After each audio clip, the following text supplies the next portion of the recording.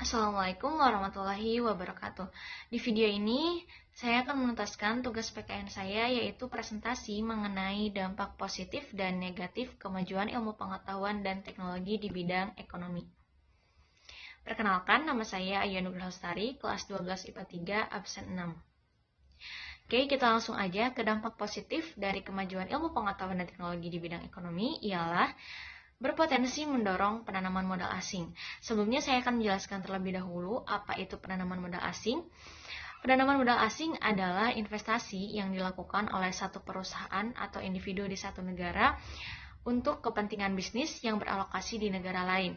Dan penanaman modal asing ini sangat berdampak positif bagi negara berkembang, salah satunya Indonesia. Dampak dari penanaman modal asing diantaranya adalah menambah devisa negara. Lalu akan berdirinya perusahaan-perusahaan baru yang nantinya akan menjadi pemasukan bagi pemerintah, yaitu dengan adanya pajak penghasilan. Dan penanaman modal asing ini akan menambah modal baru untuk pembangunan. Dampak selanjutnya adalah meningkatkan kemakmuran rakyat. Ini bisa dibilang masih berhubungan dengan dampak dari penanaman modal asing, yaitu meningkatkan kemakmuran rakyat juga.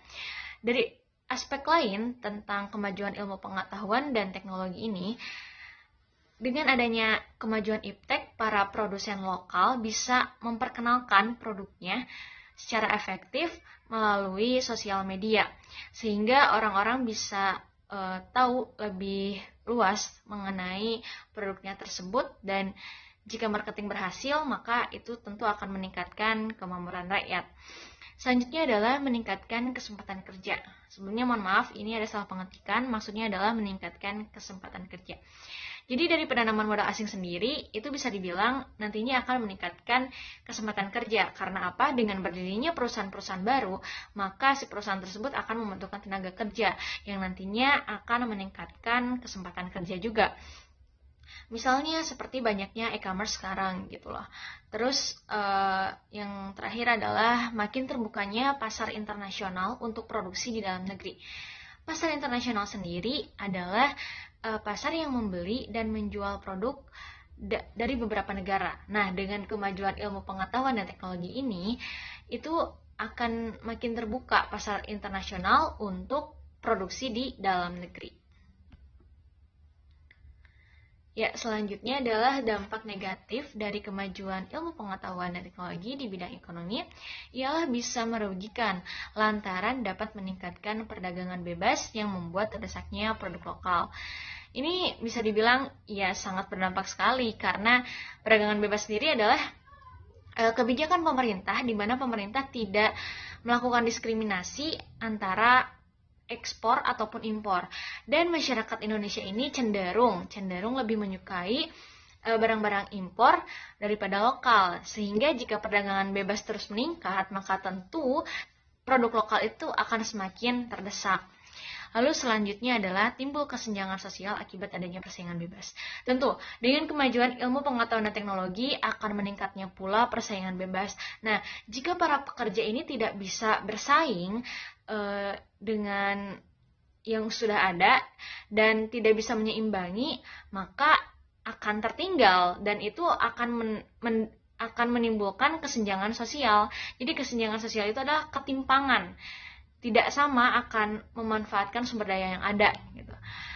Lalu selanjutnya, kemungkinan perekonomian negara untuk dikuasai pihak asing.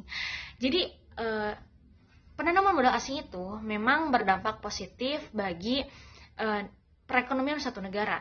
Tapi apabila terus-menerus dan semakin banyak perusahaan-perusahaan asing yang berdiri di suatu negara, maka akan memungkinkan perekonomian negara itu dikuasai pihak asing.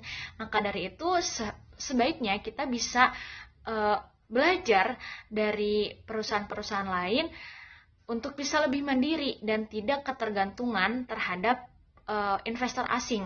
Maka akan menurunkan risiko perekonomian negara kita untuk dikuasai oleh pihak asing. Lalu dampak yang terakhir adalah mekanisme pengaturan ekonomi sepenuhnya diatur oleh pasar, sehingga pemerintah hanya sebagai regulator. Nah, mekanisme pasar ini adalah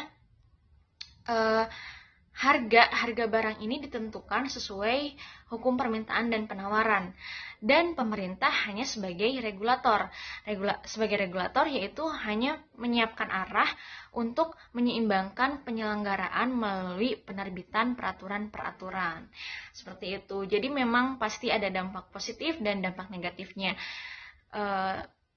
Saran saya adalah kita harus bisa memanfaatkan dampak positif dari kemajuan ilmu pengetahuan dan teknologi ini untuk perkembangan perekonomian di Indonesia tentunya, dan mengurangi dampak negatif yang nantinya akan timbul dari kemajuan ilmu pengetahuan dan teknologi ini.